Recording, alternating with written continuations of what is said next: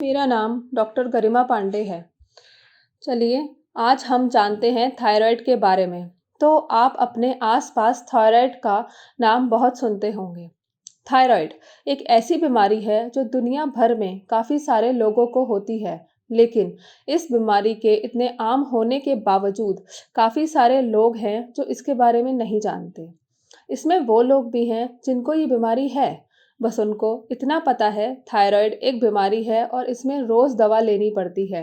लेकिन कोई ये नहीं जानता कि ये क्या प्रॉब्लम है जो उन्हें लगी हुई है। क्या वजह हो सकती है इसकी, उनके इस थायराइड की। और जिनको थायराइड नहीं भी है, उनके भी दिमाग में काफ़ी सारे सवाल घूमते हैं कि उन्हें भी तो थायराइड नहीं है, या अगर उन्हें है भी तो कैसे पता चलेगा।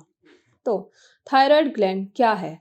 हम सबकी गर्दन के बीच वाले हिस्से में मौजूद होती है एक छोटी सी तितली जैसे दिखने वाली चीज़, जिसे हम थायराइड ग्लैंड कहते हैं। और ये छोटी सी दिखने वाली थायराइड ग्लैंड हमारे शरीर के बहुत बड़े बड़े काम करती है, जैसे कि हमारे शरीर में होने वाला पाचन का ध्यान रखना, हमारी एनर्जी को कंट्रोल करना। और इस ग्लैंड का बहुत बड़ा हाथ हमारे शरीर की ग्रोथ और डेवलपमेंट में होता है। हमारे शरीर में कितना पाचन होना चाहिए, कितनी तेज़ी से होना चाहिए, कितना फैट बनना चाहिए, कितनी मसल बननी चाहिए, सब थायराइड ग्लैंड ही मैनेज करता है।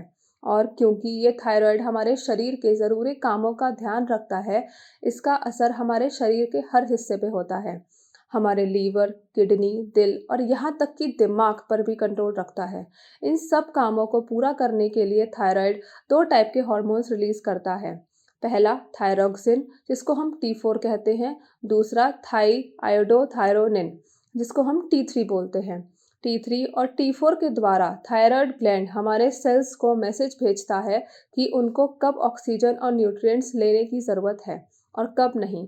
और अगर हमें ज़्यादा एनर्जी की ज़रूरत होती है तो ये थायराइड ग्लैंड ज़्यादा हार्मोन रिलीज़ करता है, जिसकी वजह से हमारी हार्ट बीट तेज़ हो जाती है और हमारा डाइजेस्टिव सिस्टम तेज़ी से पाचन करने लगता है।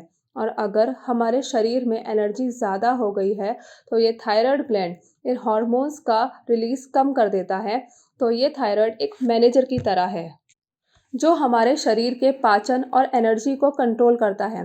लेकिन कभी-कभार हमारी थायराइड ग्लैंड सही से काम नहीं करती और हार्मोन्स को प्रॉपर्ली रिलीज़ नहीं करती। इसी दिक्कत को हम आम भाषा में थायराइड की बीमारी कहते हैं।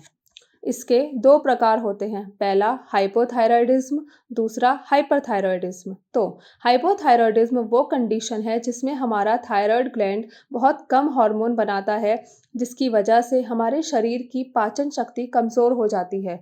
तो जिन लोगों को हाइपोथायरायडिज़्म है, उनकी सिम्पटम्स हैं वज़न बढ़ना, ज़्यादा थकान होना, ज़्यादा ठंड लगना, जोड़ों का सूज जाना, बालों का झड़ना और लड़कियों को पीरियड्स में परेशानी होती है। वहीं दूसरी तरफ हाइपरथायरायडिज़्म वो कंडीशन है जिसमें आपका थायराइड ग्लैंड बहुत ज़्यादा हार्मोन रिलीज़ करता है, जिसके कारण आपकी दिल की धड़कन ज़्यादा बढ़ना, ज़्यादा भूख लगना, वज़न का घटना, ज़्यादा गर्मी लगना जैसी परेशानियाँ हो सकती हैं।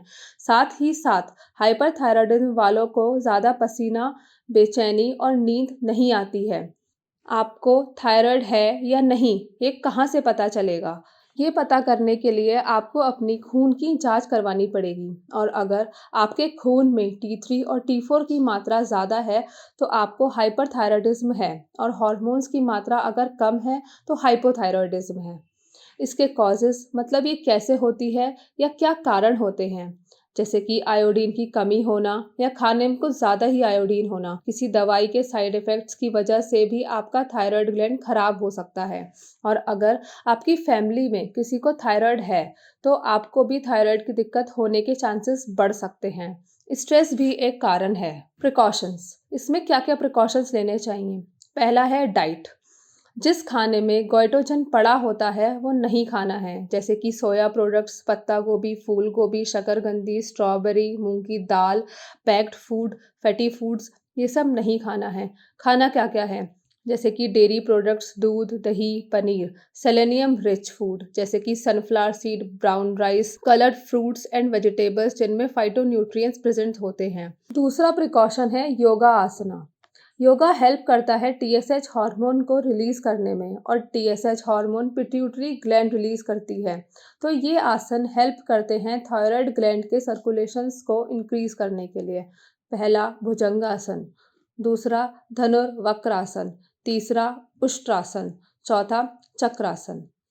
तीसरा प्रिकॉशन है स्लीप या नींद। अगर कोई व्यक्ति कम सोता है तो या उसको नींद नहीं आती है मतलब उसको हाइपरथायरॉयडिज्म है और अगर व्यक्ति बहुत सोता है तो उसको हाइपोथायरॉयडिज्म है। एक व्यक्ति को बस 7 से 8 घंटे की नींद लेनी चाहिए। चौथा प्रिकॉशन है ध्यान या मेडिटेशन। ध्यान बहुत मदद करता है स्ट्रेस को कम करने के लिए, जैसे कि हम जानते हैं कि स्ट्रेस एक बहुत बड़ा रीज़न है थायराइड कॉज़ करने के लिए। अब इसका ट्रीटमेंट। आयुर्वेद में ट्रीटमेंट हर किसी की प्रकृति के हिसाब से होता है। कांचनार थायराइड में बहुत अच्छा काम करता है। तो पहला ट्रीटमेंट है टैबलेट कांचनार गुग्गुल। 2-2 टैबलेट सुबह, दोपहर, शाम खाना खाने से पहले गुनगुने पानी से। दूसरा त्रिफला गुग्गुल। 2-2 गोली सुबह, दोपहर, शाम खाना खाने से पहले गुनगुने पानी से। इसमें हम क्या-क्या पंचकर्मा प्रोसीजर करवा सकते हैं? पहला है वमन। वमन कराया जाता है हाइपोथायरॉयडिज्म में, जो कफ दोष को कंट्रोल करने में मदद करता है। दूसरा विरेचन।